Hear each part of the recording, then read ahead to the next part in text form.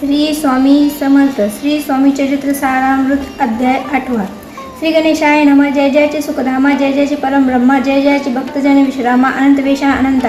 राजे निजाम सरकार त्यांचे पदरी दप्तरदार राजे राज बहादर शंकरराव नामक 6 लाखांची जहागीर तयाप्रती सकल सुखे अनुकूल असती. विपुल संपत्ती संतती काही कमती असेना. परिपूर्व कर्म अगात तया लागले ब्रह्मसंबंध. उपाय केले नानाविध परी बाधा न सोडी. संबंध बाधा म्हणून चैन पडे रात्रंदिन. गेले शरीर सुकून गोड न लागे अन्न पाणी. नावडे भोगविलास सुखोपभोग कैसा त्यास निद्रा न्यायची. रात्रंदिवस चिंतातले पोळले. केले कित्येक अनुष्ठाने तेसीचे ब्राह्मण संतपरणे. बहुसाल दिली दाने. आरोग्य व्हावे म्हणून विटले संसार सौख्यासी. त्रासले या बहुयात्रेशी. कृष्णवर न आला शरीराशी. रात्रंदिन चैन नसे. कोणालागी जावे शरण मधुरी. कृपा करील कोण सोडील व्याधीपासून. ऐसा कोण समर्थ.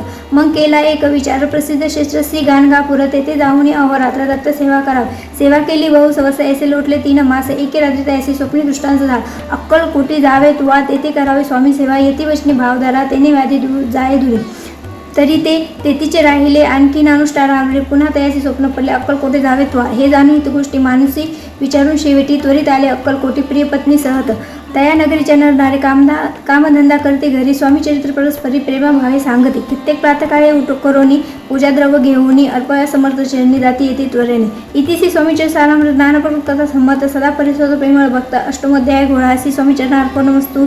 इति श्री स्वामीचरित्र सारामृत अष्टमोध्याय. श्रीरस्तु शुभम भवतु. श्री स्वामी.